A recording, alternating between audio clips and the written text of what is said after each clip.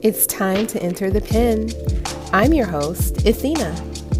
Sit back and join this conversation engulfing all the facets of love, sex, and intimacy. Come on in to Athena's Playpen.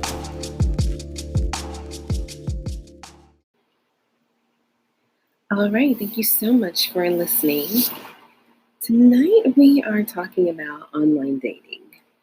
And it's a hot topic, especially right now with people at home through this COVID-19 pandemic that seems to be taking over our 2020.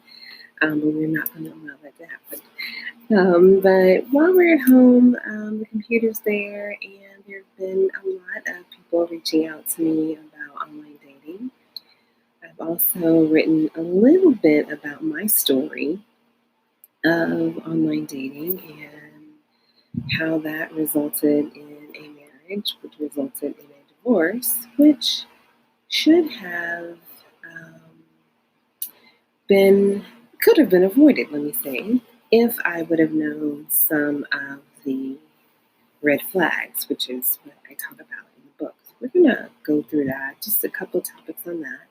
And then later in the segment, I want to let you all know about a conversation I had with a private investigator who was giving me the scoop on what to look for if you are seriously going to be dating someone online, and how not to get catfished, and just the real red flags that people like him and his investigators get hired to find out. So keep listening. It's going to be an interesting evening. Thanks for playing.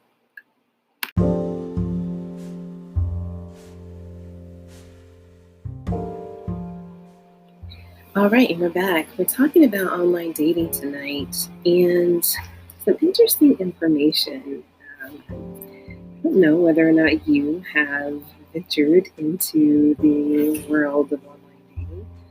There are a lot of Americans who have, and internationally there are the same numbers. I mean, the numbers seem to be pretty consistent.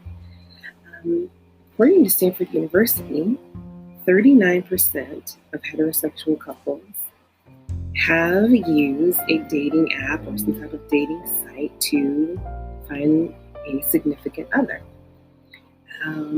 That number is actually larger. It's 59% for homosexual couples.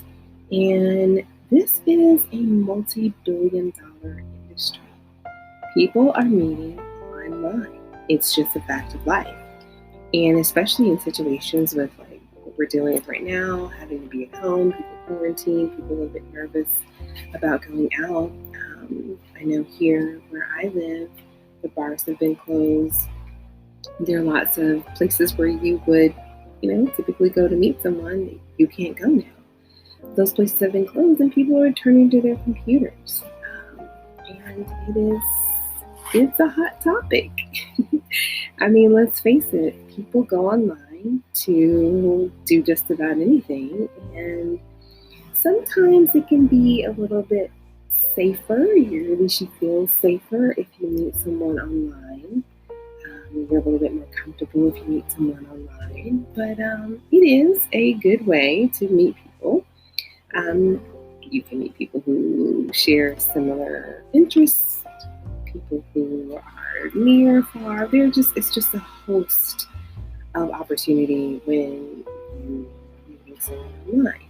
Now, that can be good, and that can be not so good. And when it's good, it's great. And that's not really what we're talking about tonight. We're talking about how do you identify those issues? How do you, separate the good people from the people flying red flags at you? So some of you know my story. I used to be married to someone that I met online, and I decided to write about my story because there were lots of red flags. At the time, I thought that I knew what I was doing and that I thought that I was asking them questions and that type of thing. But, sometimes you don't know.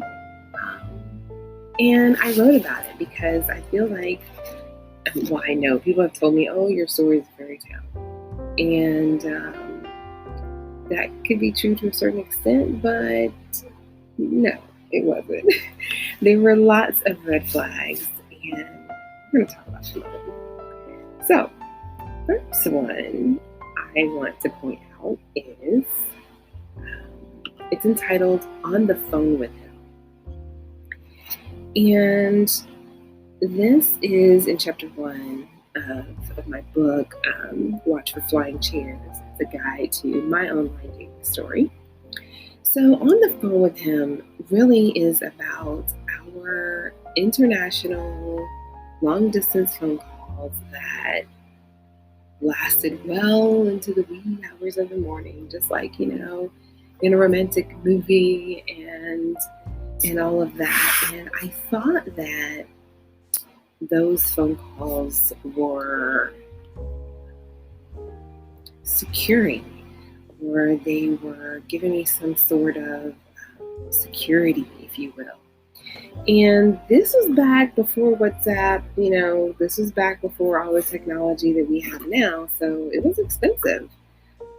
He was calling me on calling cards, and I thought, wow, he's calling me on a calling card these many times, staying on the phone like this long.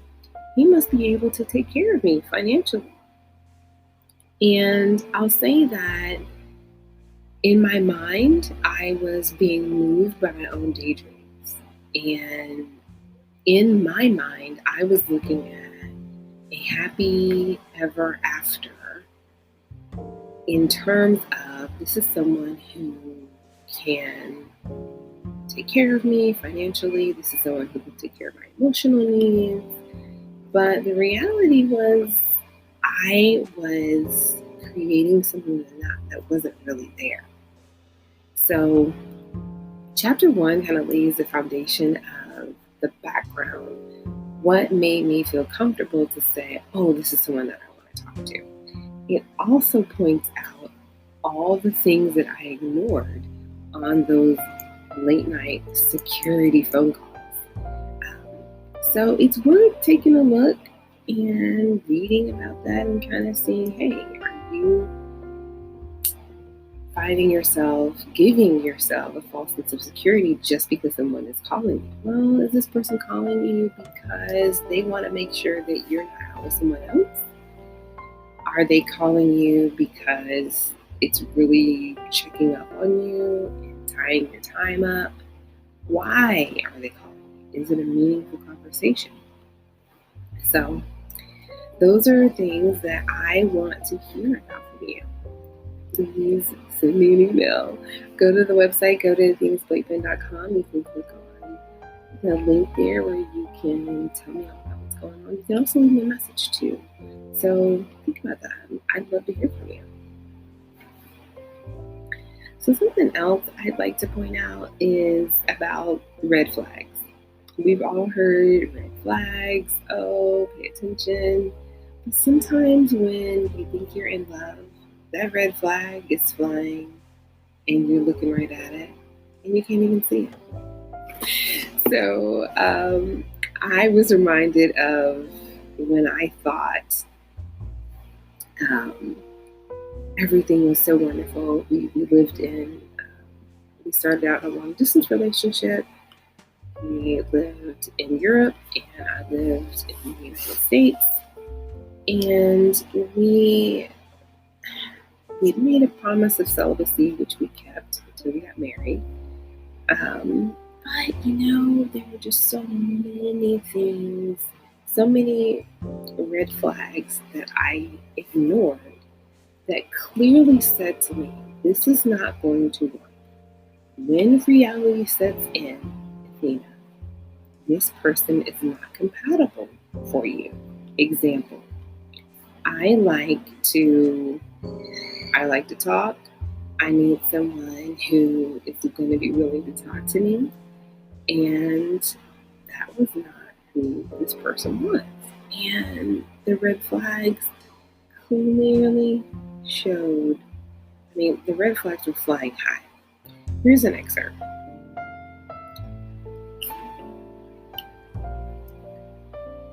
This is talking about a day when I went to meet him. I went to London to meet him. And I was at Harrods, which I don't know if you've been there, but for me, I've always wanted to go. I'd never been to London, but always wanted to go. So I'm in Harrods. It says, I wanted to look around at beautiful clothing and see everything. He was very quiet, motionless almost. It felt like he was uncomfortable. I picked up on his energy and decided that we should maybe come back on a different day. That never happened. On our way back from Harrods, he was very quiet. I wondered what was wrong. I asked myself silently if maybe something had changed. That's all of Flags Fly High to Get Your Attention. And I chose to read that excerpt because there are so many times for men and women where you feel something and then you try to turn it on yourself and say, oh my gosh, did I do something wrong? Oh, what happened in that moment? Did I say the wrong thing? Did I look the wrong way? Did I wear the wrong color? And I'm just here to remind you that no, you didn't. Pay attention to that feeling. Listen to what your heart is telling you and see that flag flying. Look at it. Notice how high it's flying, how fast it may be waving at you. Listen to how your heart is beating. Listen to your instincts. And what I wish I would have done, started to kind of keep a log, just write down how I felt in that moment so that I could go back and revisit it when I was alone. And I will remind you that in all relationships, you gotta make time for you. And in those moments when you're considering someone, whether or not they're gonna be special or not, you've got to take a moment to be able to talk to yourself. Pay attention to those red flags and see exactly what the force is saying to you. All right, stay with me. We're going to read one more excerpt from my new book. Until then, keep listening.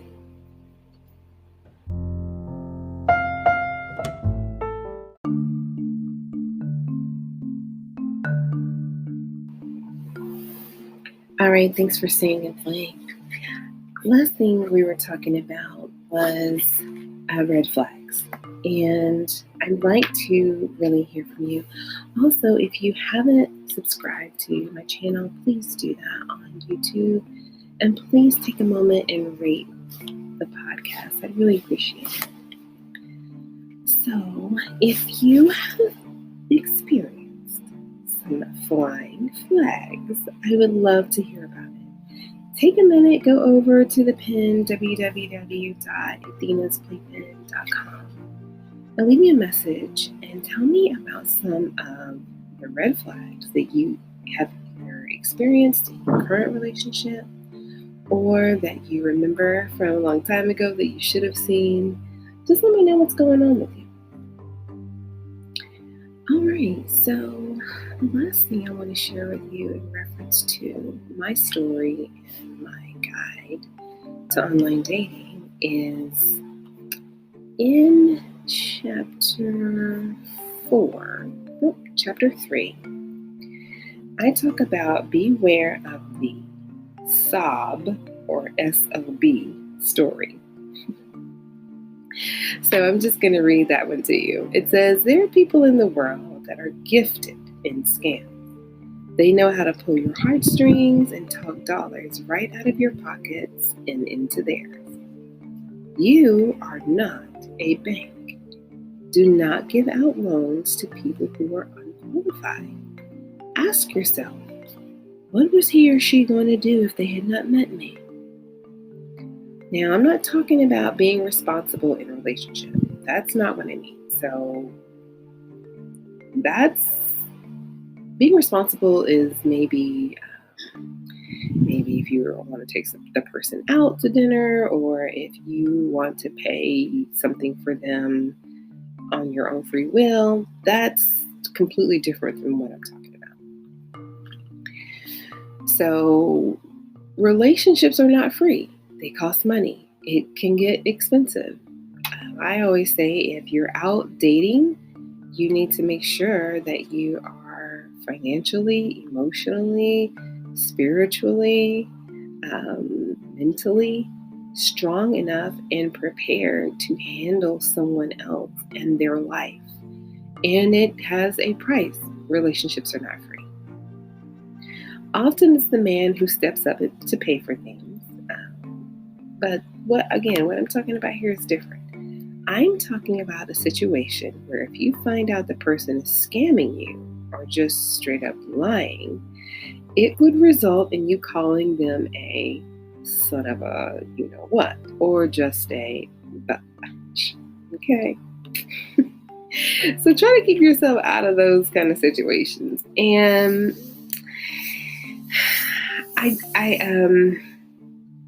got over 1,000 interactions from people in a poll that I did on Facebook about people being catfished or feeling like the other person that they were talking to online was lying to them, or not telling them the entire truth. Several people actually did leave me a story on athenasplaypen.com. One was about a lady who met this guy in a West African country. And no, I'm not going to name the country because there are different stereotypes about different countries in Western Africa. I have visited Africa before, Western Africa. I love it there. My ancestry's from there. So I'm not going to put anybody on Front Street. But this gentleman was from a West African country, and he was just so in love with her. And he kept using the Bible and quoting scriptures and all these wonderful things to get money out of her pocket and into his pocket. Turns out he was building a house for himself and his wife and children that she did not know about until she found out. So, we're living in times where technology gives you that false sense of security. All I'm saying here is beware of the sob story. Don't do something to where you would either call that person an SOB or you would feel like an SOB if they were using you. So I'd like to hear if you've got some of those stories. Lay it on me at athenasplaypen.com, and maybe I will talk about her. You know what? Maybe your situation will be able to help someone else. So let me know. Stay with me when I get back. We're going to talk about what investigator Whitestone of Whitestone Investigations gave me the advice to tell you. So keep listening.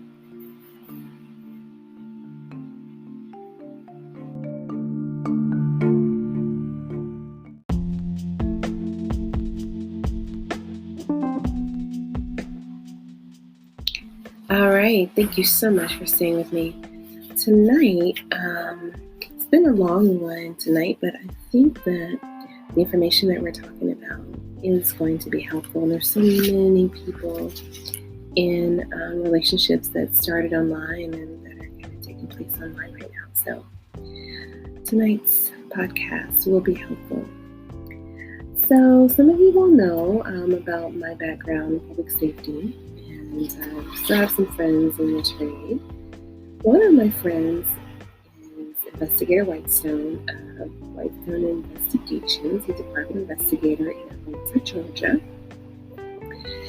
that I reached out to because I got a lot of feedback from people being catfished. And I'm sure that you have heard or maybe have seen the show Catfish, among other shows. that people are just being lied to and all of that. And when I watch those shows, I cringe because number one, it's just so unnecessary. There's so many people on earth. There's someone out there for everybody. It doesn't matter what you look like, sound like, smell like, whatever you got. There's somebody out there for you. You do not have to lie or deceive people, but some people do that.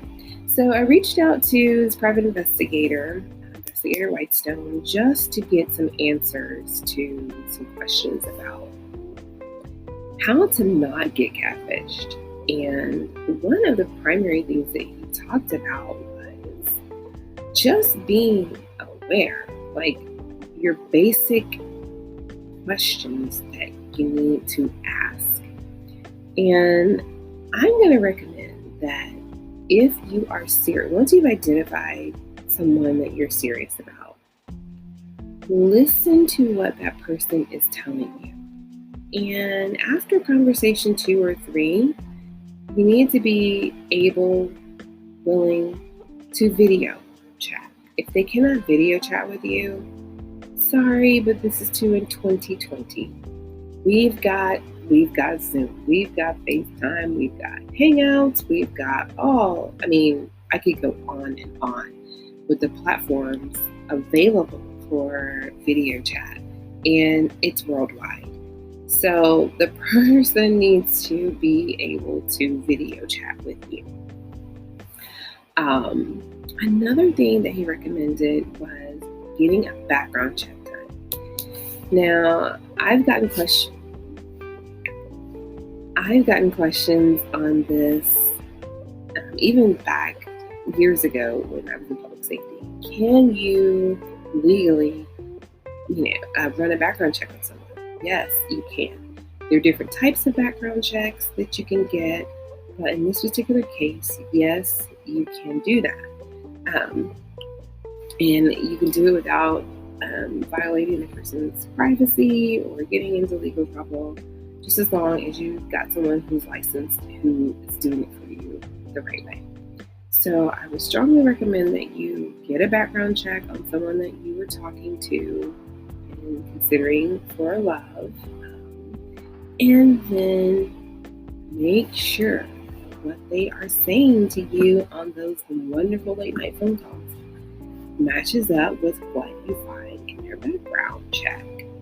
And just a piece of advice from me: if you get a background check on someone and you catch them in a lie, just back off. You don't need to tell them that you know that they're lying. Just back on off. Don't put yourself in harm's way if you, hopefully this will not happen to you, but if the person is a scammer and if the person really is trying to deceive you, you don't need to tell them that you know. Just back off. You know your truth, control your emotions, and do what you need to do to protect yourself and your heart. So we really went in depth during our conversation, and the entire conversation is on the Athena's Playpen YouTube channel. So tune in there if you'd like to watch it. I strongly recommend that you do. It is awesome. We talked about trafficking. We talked about just red flags to look for. It was very important. So again, that is Investigator Whitestone of Whitestone PI. You can check it out at whitestonepi.com. And just listen to your heart.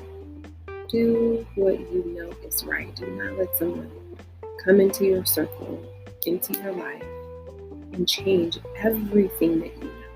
You are who you are for a reason. And they're attracted to you for one or two reasons. Either to love you or to provide something for you to learn.